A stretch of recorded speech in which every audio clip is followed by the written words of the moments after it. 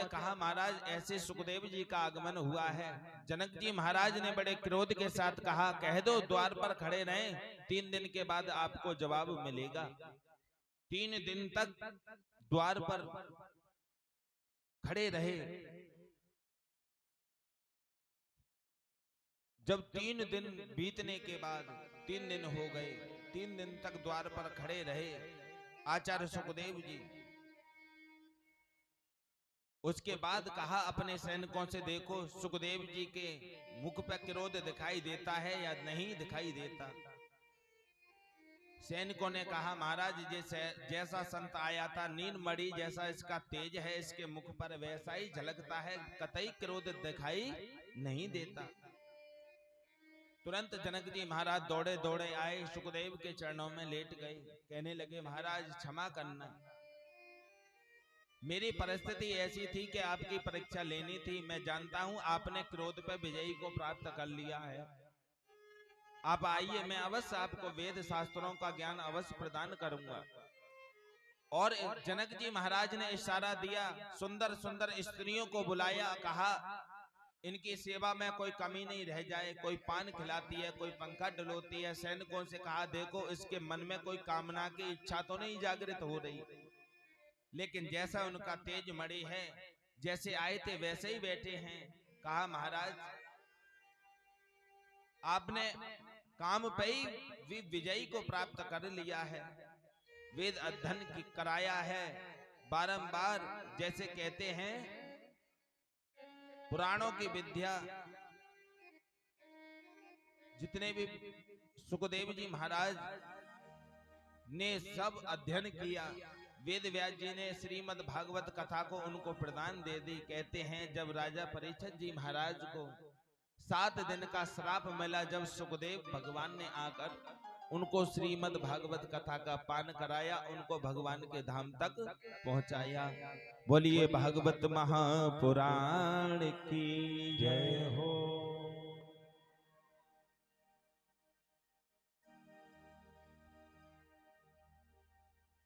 तो शौनकादि ऋषियों ने परीक्षित जी कौन है, कृपा करके बताइए। ऋषियों ने पूछा कि हे गुरुदेव, कृपा ये बात समझ में नहीं आई, ये परीक्षित जी कौन है। तो सूत जी कहते हैं कि जब कौरव और पांडवों के बीच में युद्ध चल रहा था तो सारे कौरव मारे गए। कौरवों में एक बचा था जिसका नाम है दुर्योधन। आदरणीय भीमसेन ने अपनी गदा के प्रभाव से उसकी जांग को तोड़ दिया। एक एक पल गिन रहा था, मृत्यु की ओर जा रहा था। तो उसी समय कौरवों के जो गुरु हैं, गुरु के जो पुत्र है अश्वत्थामा आया, मित्र तुम्हारी ये दुर्गति किसने की है, कृपा मुझे बताओ। तो दुर्योधन सुपक सुपक के रोने लगा और कहने लगा, हे अश्वत्थामा, मेरी ऐसी गति करने वाले और कौन हो सकता है, वही हैं 5 पांडव। भीम ने मेरी जांग पर गदा मार मार के इसे तोड़ दिया है। कहा मित्र आप क्या चाहते हो? कि मैं क्या चाहता हूँ, एक ही चाहता हूँ कि मुझे 5 पांडवों के सिर लाके दे दे, तुम मेरा मित्र है तो। अश्वत्थामा कहने लगा, चिंता मत करो मित्र, मैं मरते दम तक तुम्हें 5 पांडवों के सिर अवश्य लाके दूंगा। लेकिन जिसकी डोर परमात्मा के संबंध से जुड़ी हो उसे कौन मार सकता है। जाको राखो साइया, मार सके न कोई, बाल न बाको कर सके जो जग बैरी होए। रक्षक जिसका गोविंद है, उन्हें कौन मार सकता है। 5 पांडव दुपट्टा ताने सो रहे हैं। आधी रात में भगवान की छड़ी लेकर भगवान पहरा दे रहे हैं 5 पांडवों का। रात्रि को भगवान ने कहा, हे पांडवों आप यहां से उठकर अंदर सो जाओ। पांडवों को भगवान ने अंदर सुला दिया, लेकिन द्रौपदी के 5 पुत्रों को वहीं सुला दिया। अश्वत्थामा अंधेरे का फायदा उठाकर आया और धीरे धीरे उसी पांडाल में घुस गया जहां 5 द्रौपदी के पुत्र सोए हुए थे। अंधेरे का फायदा उठाकर 5 द्रौपदी के पुत्रों की गर्दन को, सिरों को काट के ले गया और दुर्योधन के पास जाकर बोला, मित्र मैंने तेरा संकल्प कर दिया। दुर्योधन पूछने लगा, कौन सा संकल्प कर दिया मित्र तुमने? कि तुमने 5 सिर मांगे थे, मैंने 5 पांडवों के तुम्हारे लिए सिर लाकर प्रदान कर दिए। दुर्योधन बड़ा अचंभित हुआ, इतना बड़ा महाभारत हुआ, उसमें बड़े बड़े दानवीर रहे, लेकिन कोई भी पांडवों को मार नहीं सका। अरे मित्र, तू तो आलू गोभी की तरह बहुत जल्दी वापस आ गया। दुर्योधन ने 5 पुत्रों के सिरों को जैसे ही देखा और दुर्योधन रोने लगा, विलाप करने लगा, मित्र तुमने ये क्या किया? थे तो हम चाचा ताऊ के, लेकिन इन बच्चों को तूने क्यों मार दिया?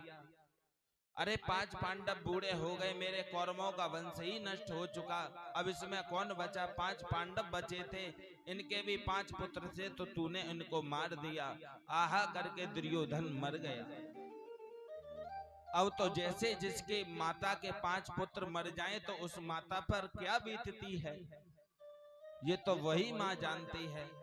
द्रौपदी विलाप करती है, विलाप कर करके रोने लगी, रुदन करने लगी। आज अर्जुन ने अपना कांडवे धनुष को उठा लिया, कहा जिसने मेरे पुत्रों को मारा है उसे मैं जिंदा नहीं छोड़ूंगा।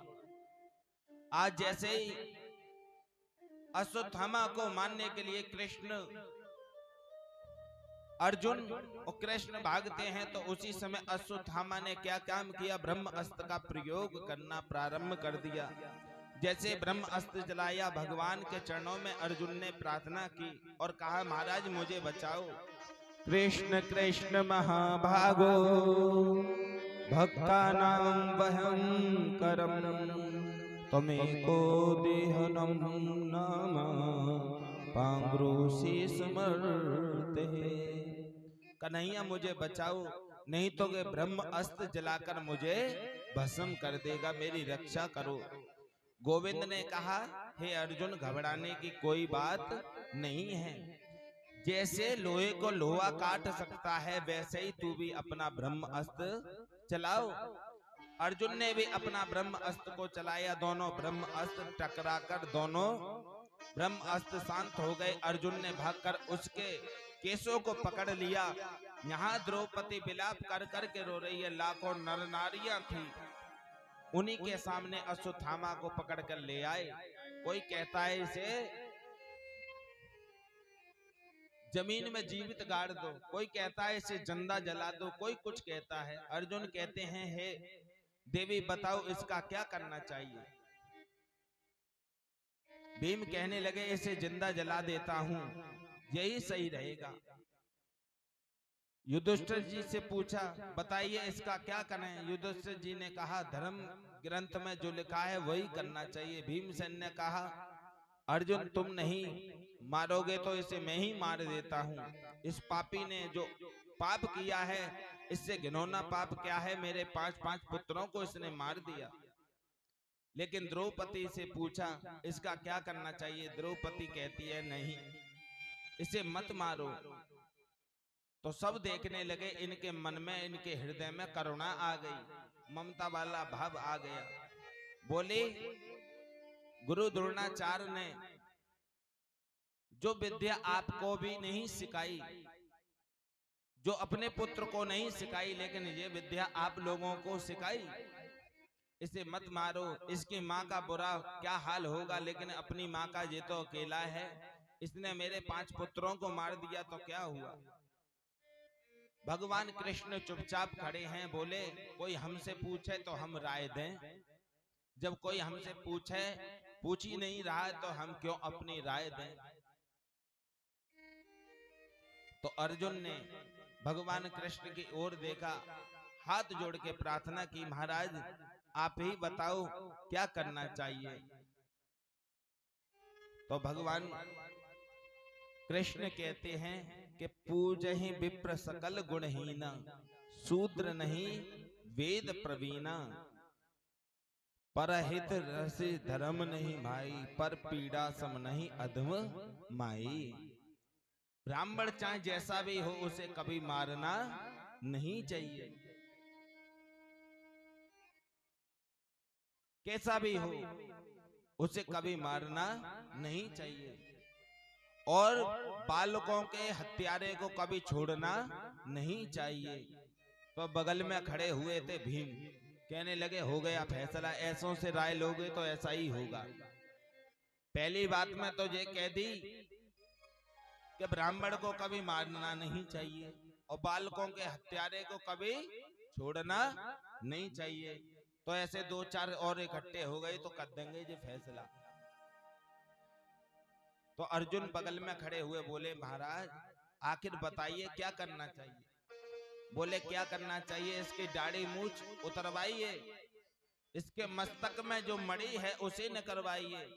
जैसे ब्राह्मण के लिए एक सिक्का और एक जनेऊ मेन होता है, अगर उसका समाज में तोड़ दिया जाए तो इससे मरने से ज्यादा काम तो यही हो गया।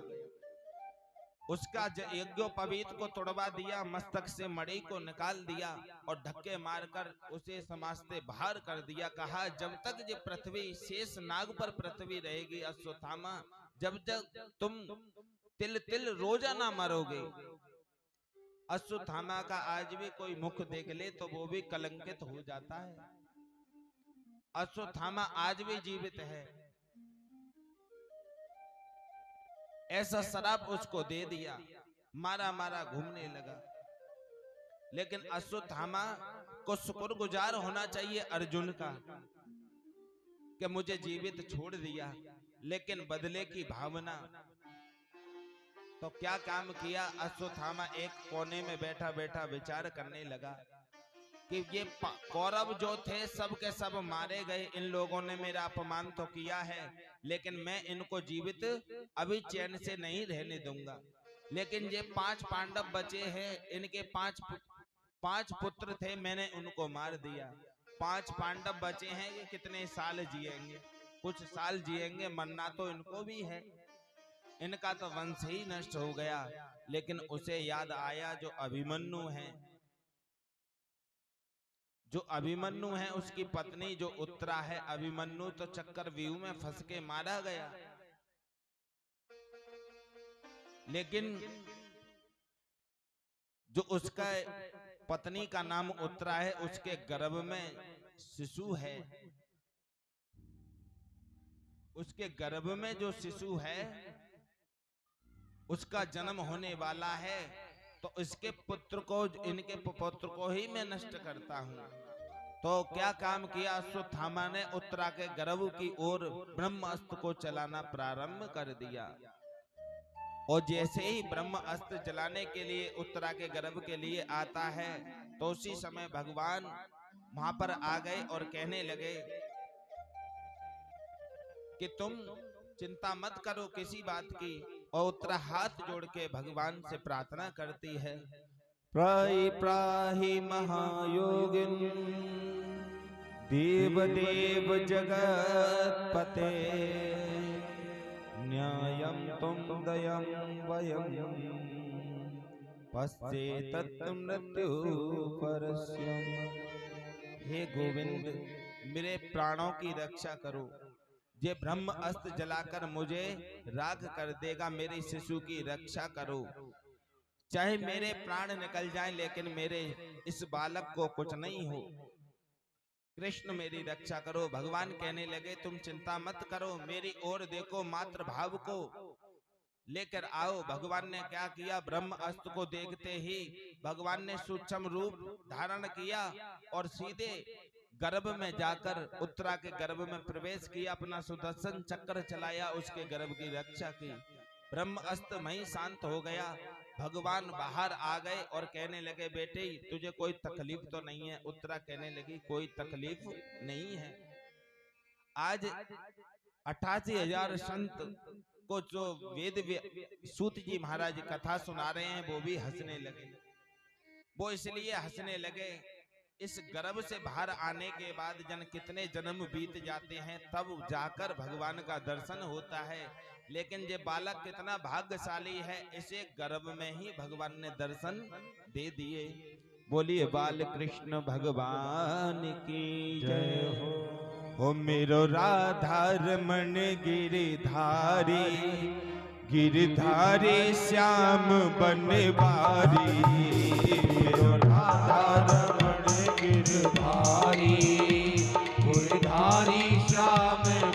बनवारी। ओ मेरो राधा रमण गिरधारी, गिरधारी श्याम बनवारी। ओ मेरो राधा रमण गिरधारी, गिरधारी श्याम बनवारी। ओ मेरो राधा रमण गिरधारी, ओ मेरो राधा रमण गिरधारी। ओ मेरो राधा रमण गिरधारी, ओ मेरो राधा रमण गिरधारी। ओ मेरो राधा रमण गिरधारी, गिरधारी श्याम बनवारी। ओ मेरो राधा रमण गिरधारी, गिरधारी श्याम बनवारी। ओ मेरो राधा रमण गिरधारी, ओ मेरो राधा रमण गिरधारी। ओ मेरो राधा रमण गिरधारी, ओ मेरो राधा रमण गिरधारी। ओ मेरो राधा रमण गिरधारी, ओ गिरधारी श्याम बनवारी। मेरो राधा रमण गिरधारी, गिरधारी श्याम बनवारी।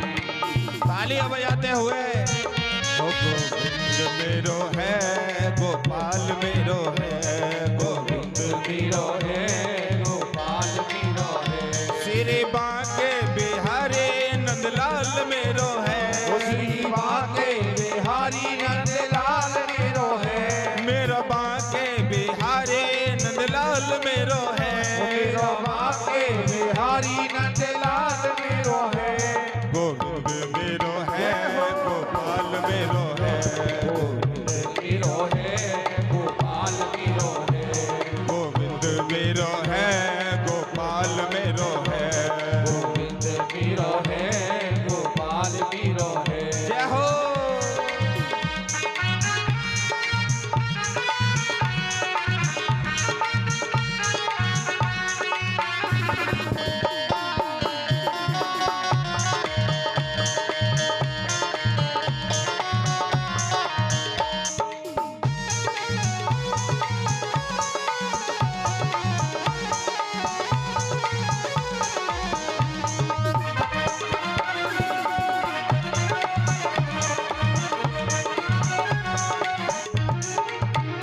ओ मोर मुकुट पीतांबर सोहे, मोर मुकुट पीतांबर सोहे।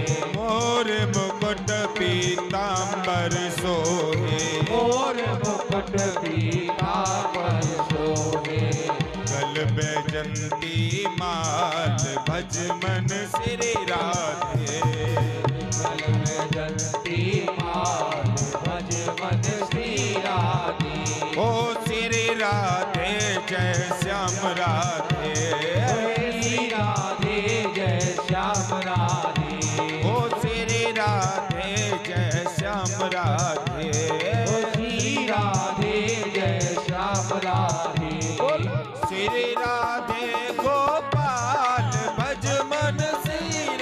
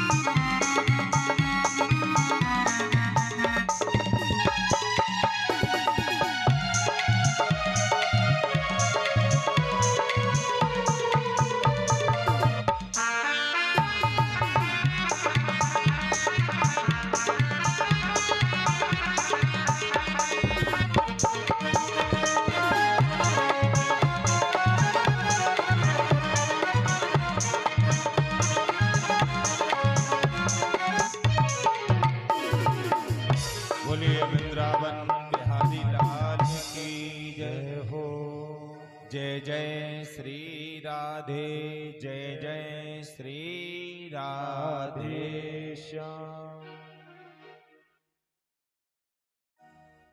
बोलिए सुखदेव भगवान की जय हो। आज भगवान ने उत्तरा के गर्भ की रक्षा की।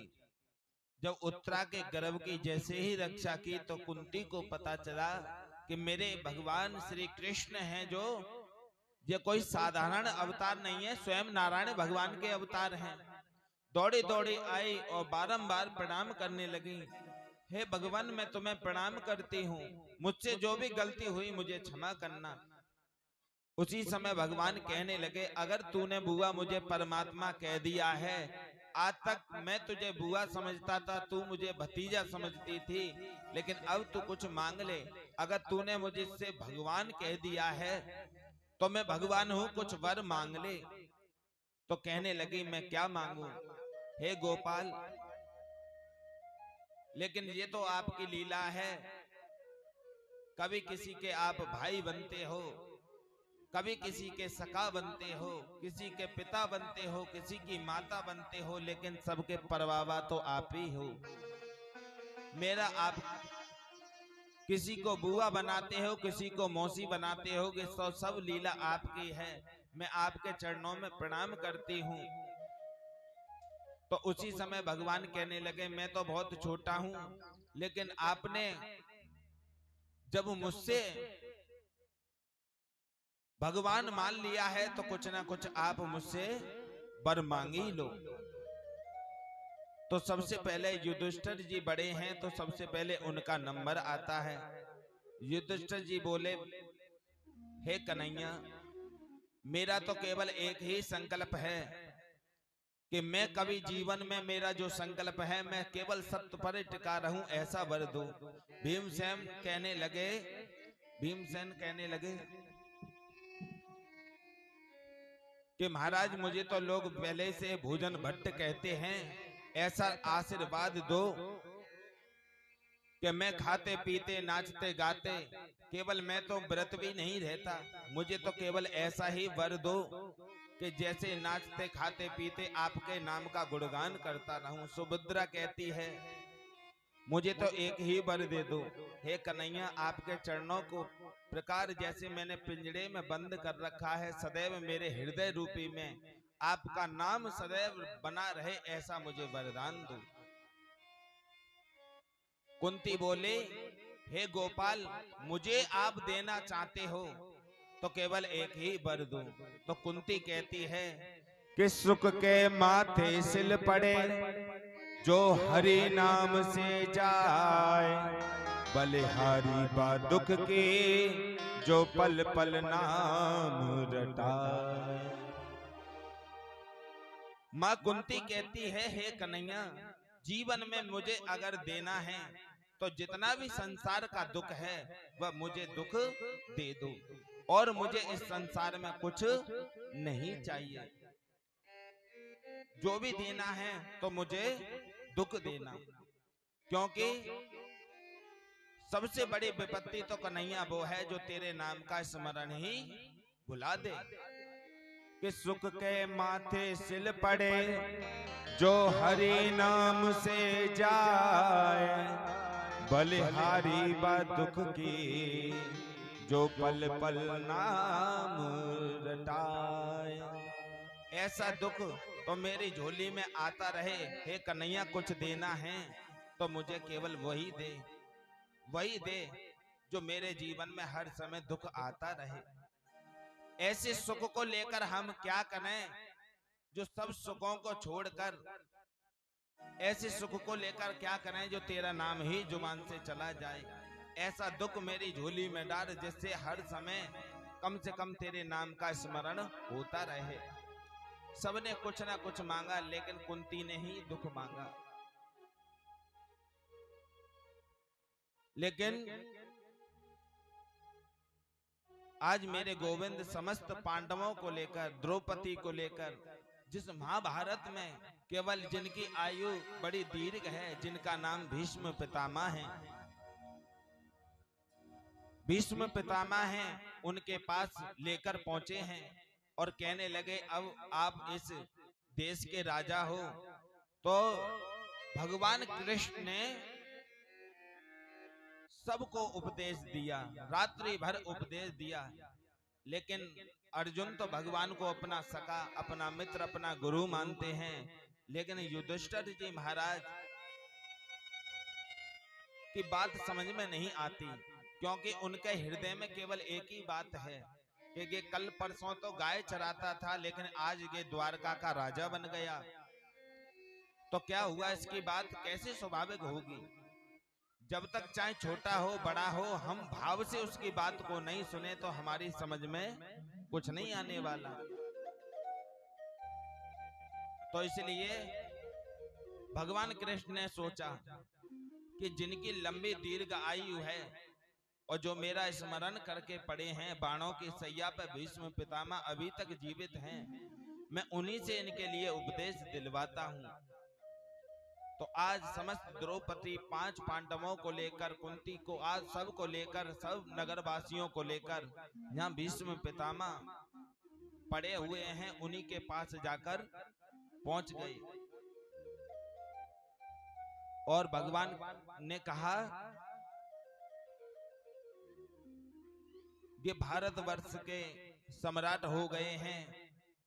द्रौपदी आई, उनको प्रणाम किया और भगवान कृष्ण कहते हैं, हे पितामह, आपने बहुत लंबा जीवन जिया है और इस लंबे जीवन के जो तरीका है, ये तुम्हारे 5 पांडव ने इस महाभारत में विजयी को प्राप्त कर लिया है, इनको उपदेश दीजिए। तो भीष्म पितामह कहते हैं, बेटा तुम भारत के राजा हो, राजा को क्या करना चाहिए, ध्यान पूर्वक सुनो कि तन पवित्र सेवा की जो, धन पवित्र कर दान, मन पवित्र हरि भजन सो, होत त्रिय कल्याण। बेटा जो शरीर है ना, जितनी हो सके इस शरीर से सेवा करो, ताकि ये शरीर भी शुद्ध हो सके, और जितना भी हो सके मन में भगवान का हरि चिंतन करो, जिससे मन पवित्र हो सके।